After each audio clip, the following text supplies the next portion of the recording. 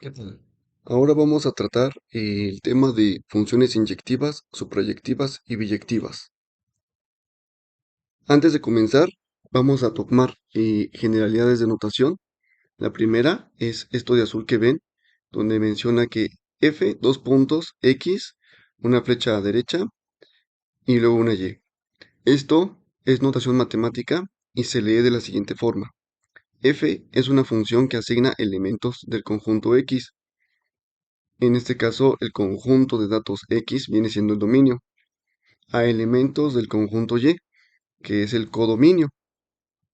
Al codominio es el que nosotros conocemos como rango. Después, parecía ser esta una A invertida, después una letra, luego una E curviada y otra vez la X mayúscula. ¿Sí? Entonces ya identificamos arriba que X mayúscula representa un conjunto. ¿Sí? Y entonces dice aquí, para toda W que pertenece al conjunto X. Entonces, también lo podemos leer para todo elemento W que pertenece al conjunto X.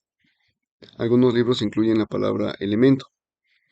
Después tenemos una E al revés, X minúscula, el símbolo de pertenece y conjunto X.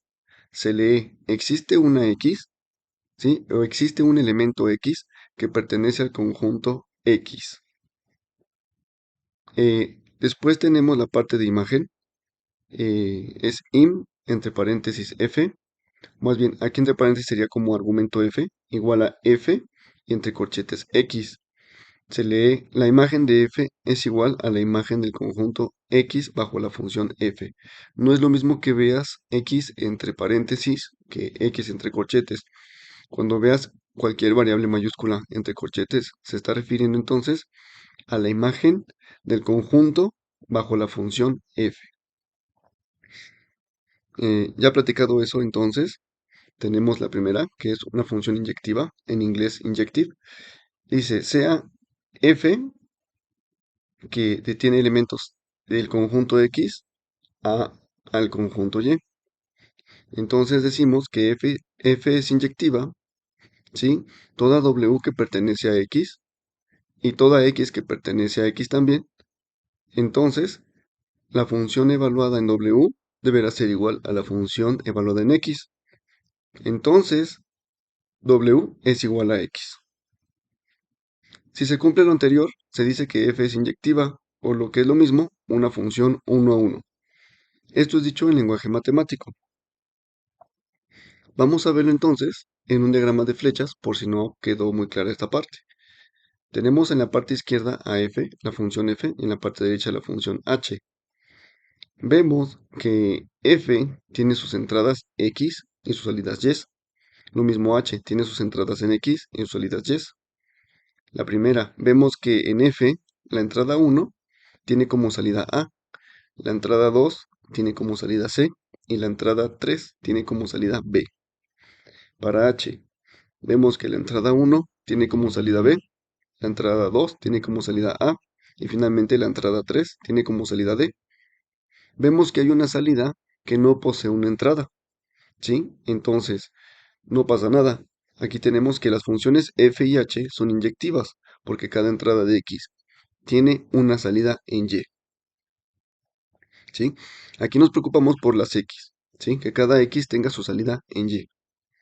Entonces, a esto le llamamos inyectivo, ¿sí? Ahora, una función inyectiva en diagrama de flechas vendría siendo como estos ejemplos, la función f y la función k. Vemos el primer caso, en donde una misma salida tiene dos entradas diferentes. Entonces, tenemos también a la función k, donde, al contrario, ahí se tiene que para una misma salida se tienen dos entradas y aparte se tiene una salida sin entrada.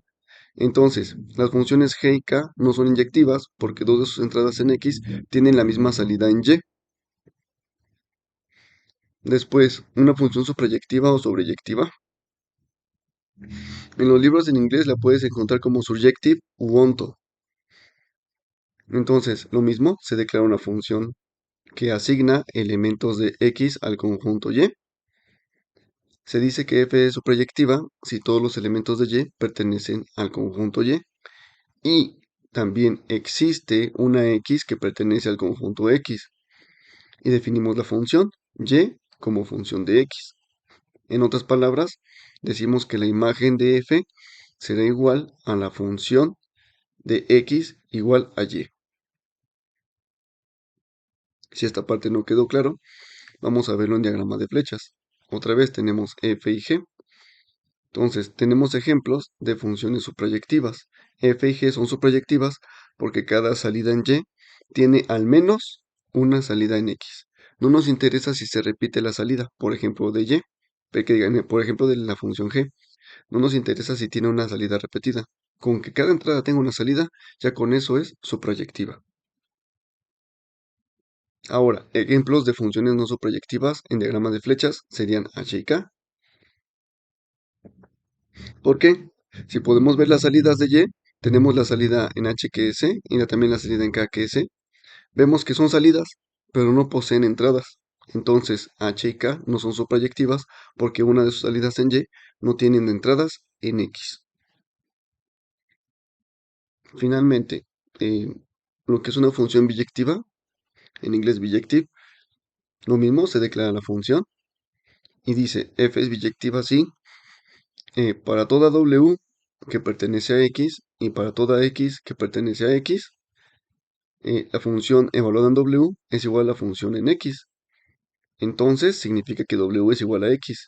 Y la otra condición, que para toda y que pertenece al conjunto y, también existe una x que pertenece al conjunto x, y entonces se define la función.